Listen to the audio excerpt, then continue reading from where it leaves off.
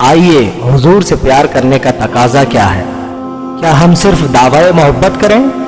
صرف یہ پیار کے صداقت کی دلیل ہے، یا کہ پیار ہم سے کوئی عمل بھی مانگتا ہے؟ اللہ کے محبوب کی ایک حدیث سنیں، شعاب الایمان میں محفوظ ہے۔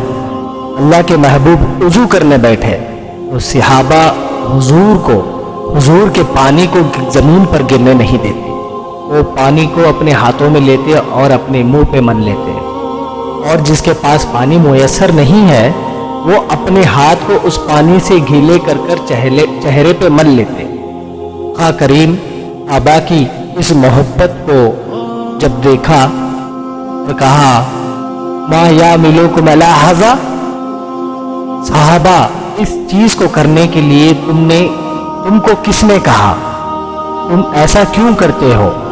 میرے وضو کو پانی کو لے کر اپنے منہ پہ ملتے ہو، اس کو زمین پہ بھی گرنے نہیں دیتے، اور جس کسی کو پانی میسر نہیں ہے وہ اپنے ہاتھوں کو گیلا کر کر اپنے چہرے پہ ملتے ہو۔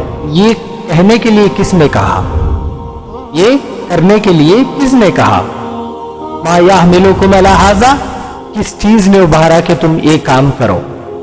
صحابہ نے عرض کی حب اللہ و رسولہ، اللہ اور اس کے رسول کا پیار ہمیں یہ کرنے کے لیے مجبور کر دیا ہے۔ ان کی محبت نے ہمیں ایسا کرنے کے لیے کہا ہے۔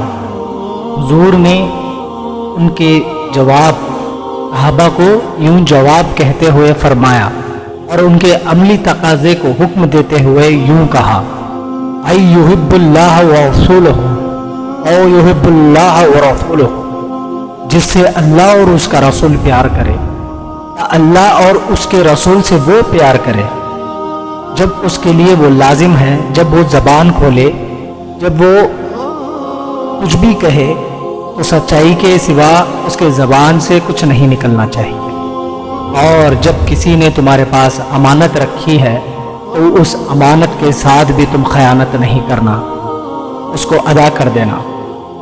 اور تیسرا فرمایا ہمسائے کے ساتھ بھی اچھا سلوک کرو، اور رسول اللہ صلی اللہ تعالیٰ علیہ وسلم نے فرمایا یہ تین چیزیں بھی محبت کے ساتھ جمع کر لو، یعنی محبت عمل کا تقاضا کر لیں۔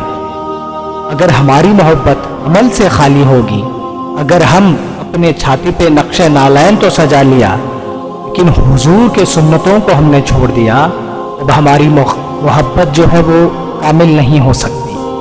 اس وقت تک ہماری محبت کامل نہیں ہو سکتی جب تک اللہ کے رسول صلی اللہ تعالیٰ علیہ وسلم کے سنتوں پر نہ چلے، تب تک تمہاری محبت ادھوری ہے۔ محبت کا مطلب یہ نہیں کہ تم خالی جھوٹے دعوے کرتے پھرو کہ میں رسول اللہ صلی اللہ علیہ وسلم کا غلام ہوں، ایسا نہیں ہو سکتا۔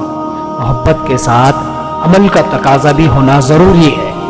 محبت کامل تب ہوتی ہے جب اس کے ساتھ اطاعت جڑ جائے، جب اس کے ساتھ فرم برداری جڑ جائے۔ اللہ کے محبوب علیہ السلام نے فرمایا لا یؤمن لکم حتی یکون او تبعا لما، اتنی دیر تک کوئی کامل مومن نہیں ہو سکتا جب تک میں لے کے آیا ہوں اپنے نفس کو ان کے تابع نہ کر دے۔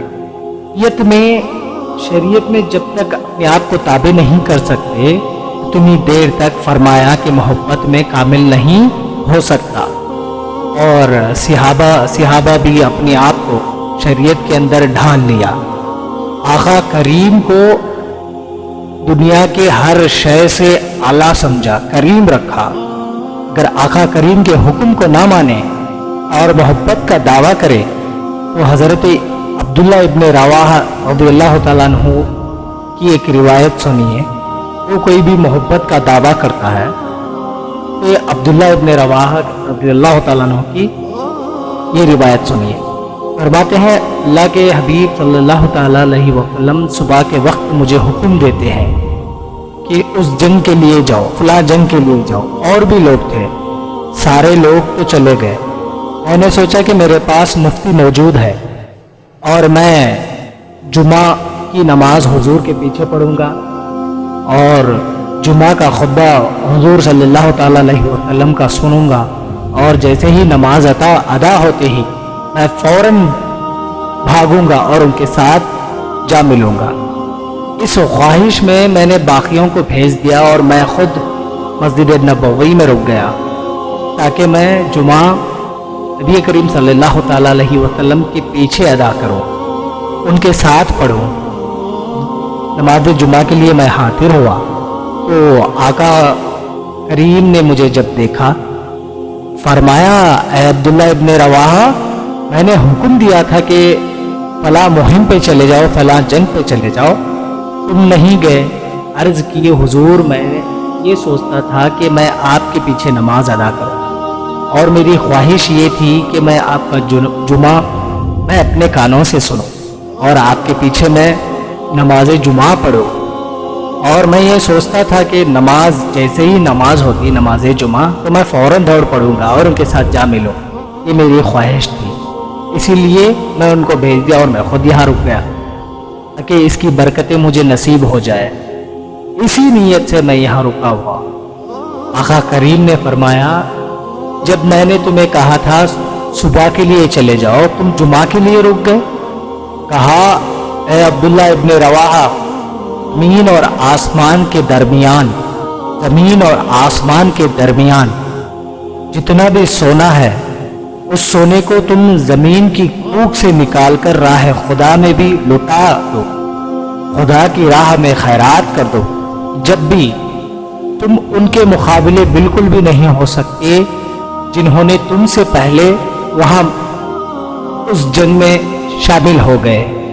میرے کہتے ہوئے فوراً وہ یہاں سے روانہ ہو گئے، پہلے تم سے پہلے چلے گئے ہیں، ان کے برابری تم کبھی بھی نہیں ہو سکتے، چاہے تم زمین اور آسمان کے درمیان جتنا بھی سونا ہے اور اس سونے کو زمین کی کوکھ سے نکال کر راہ خدا میں ہی کیوں نہ ہو، اگر تم لٹا دو تب بھی تم وہ مرتبے پہ فائز نہیں ہو سکتے جو تم سے پہلے وہاں پہنچ چکے ہیں۔ حضور کی محبت کی تعمیل، آقا کریم صلی اللہ تعالیٰ علیہ وسلم کی چاہت کو سب سے قریب رکھنا تقاضۂ محبت ہے۔ اللہ کے محبوب علیہ السلام تشریف فرماتے، صحابی حاضر ہوئے کہ بیٹھ گئے اور سلام کیا، آقا نے جواب نہیں دیا۔ عرض کیا کہ حضور، مجھ سے کون سی غلطی ہو گئی جو آپ میرے سلام کا جواب بھی نہیں دیے؟